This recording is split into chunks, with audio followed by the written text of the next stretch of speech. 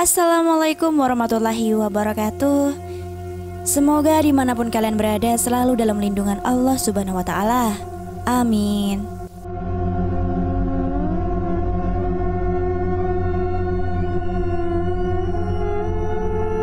Jumpa lagi nih dengan Mimin, tentunya dengan cerita baru. Jadi Mimin akan menceritakan sebuah cerita pesugihan teror di rumah setelah melakukan ritual sendang jimbung.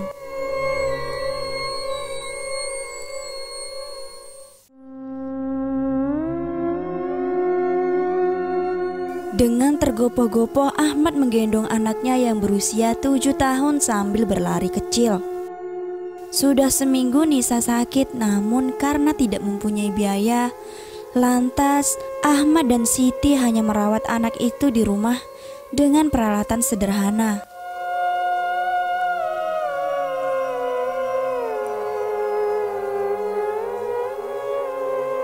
Namun hari ini Nisa mengalami kejang-kejang diiringi dengan suhu badan yang sangat tinggi.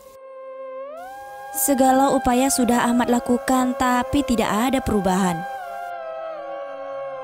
Karena terlalu takut terjadi apa-apa dengan anak semata wayangnya ini, mereka memutuskan untuk membawa Nisa ke rumah sakit tanpa memikirkan biaya yang akan ditanggungnya.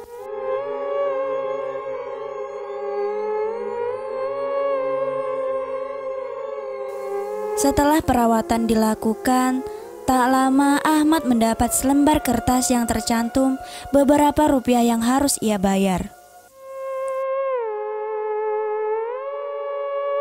Ia sangat kaget karena harga rumah sakit itu melebihi uang bulanan yang bisa ia dapatkan.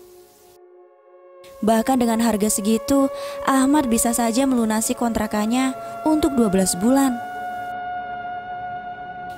Tak ingin istrinya khawatir, ia pun memutuskan untuk keluar dari rumah sakit dan mulai memikirkan bagaimana caranya untuk mendapatkan uang segini banyaknya. Harus bayar pakai apa aku? Uang sebanyak ini. Ahmad mengucap dengan lirih. Berulang kali kertas tersebut dibolak-balikan berharap ada perubahan.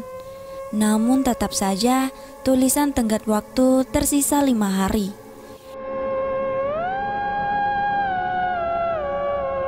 Karena pikirannya terlalu penuh, Ahmad pun memilih ke rumah Danu, teman kerjanya di pangkalan ojek. Walaupun ia tahu kondisi Danu tidak berbeda dengan dirinya, namun tidak ada salahnya mencoba. Siapa tahu Danu punya kenalan orang yang bisa meminjamkan uang kepadanya. Di rumah sepetak belakang pabrik itu, Danu setia mendengar keluhan yang dirasakan Ahmad. Tak berselang lama, tiba-tiba saja ia menyarankan sesuatu yang membuat Ahmad terperanjat. Temenku ada yang beritahu tentang pesugihan sendang jimbung. Kalau kamu kepepet banget, mungkin bisa dicoba, Mat. Ah, yang bener aja kamu, Dan. Di saat kayak gini masih percaya hal klinik kayak gitu. Ya kan tadi aku udah bilang kalau kamu kepepet banget. Soalnya orang yang aku kenal bisnisnya tambah lancar sekarang. Walaupun aku sendiri belum coba sih.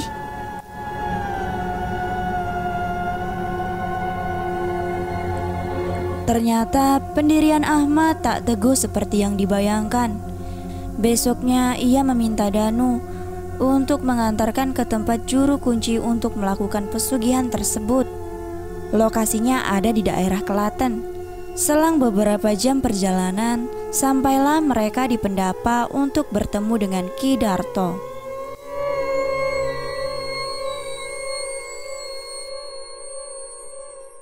Sebelum langit berubah menjadi hitam, Danu meminta izin untuk pulang duluan karena ada keperluan mendadak. Ahmad pun tidak terlalu mempermasalahkan karena ia tahu Danu punya keluarga yang harus diurus.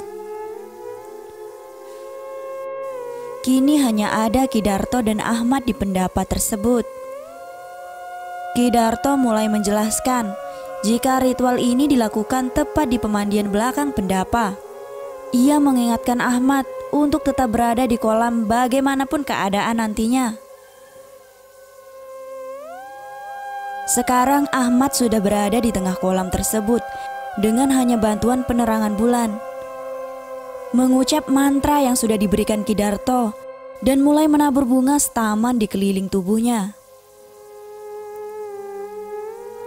Dingin satu-satunya kondisi yang ia rasakan saat ini.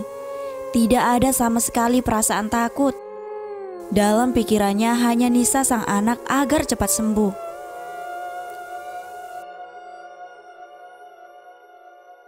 Tak lama, ia mendengar ratusan suara yang berbisik di telinga kanan dan kirinya, terus memanggil-manggil namanya.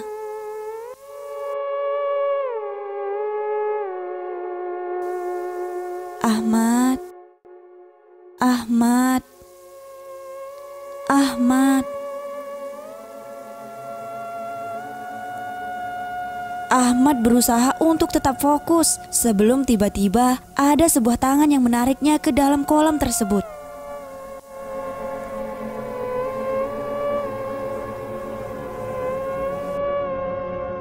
Setelah kejadian itu, Ahmad tidak ingat apa yang terjadi. Namun, besoknya ia sudah berada di rumah dengan lembaran uang yang tersebar di atas kasur yang ia tempati. Dalam hati, ia hanya bergumam jika pesugihan tersebut berjalan dengan lancar.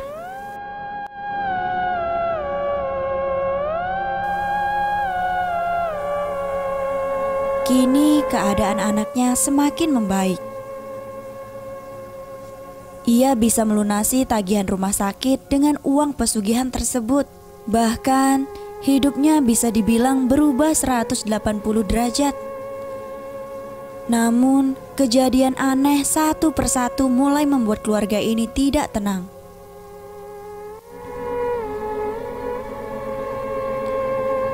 Pertama, saat istrinya membersihkan rumah, ia melihat ada telapak kaki di lantai.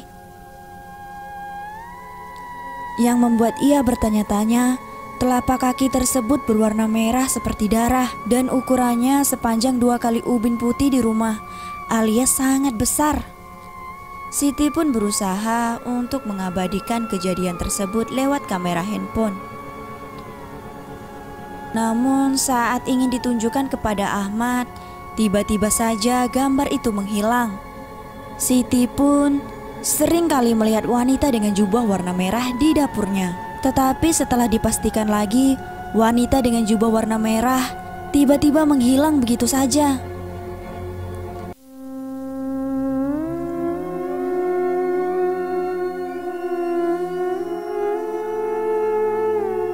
Nisa juga tidak luput dari teror tersebut. Ia juga pernah diganggu dengan suara teriakan perempuan saat malam hari, tepatnya di kamar miliknya. Kejadian tersebut membuat Nisa tidak bisa tidur beberapa hari, hingga seringkali ibunya menemaninya.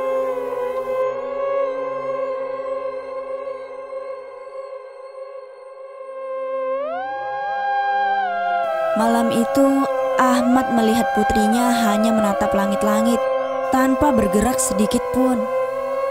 Karena khawatir, Ahmad pun mencoba untuk bertanya.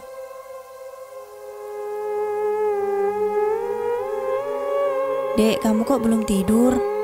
Kenapa bengong seperti itu?"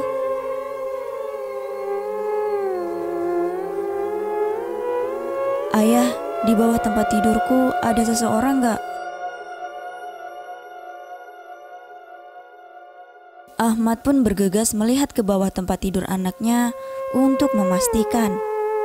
Namun, Ahmad hanya terdiam karena ia melihat Nisa yang lain dengan wajah dipenuhi air mata dan raut ketakutan setengah mati. "Ayah, ada seseorang di atas tempat tidurku."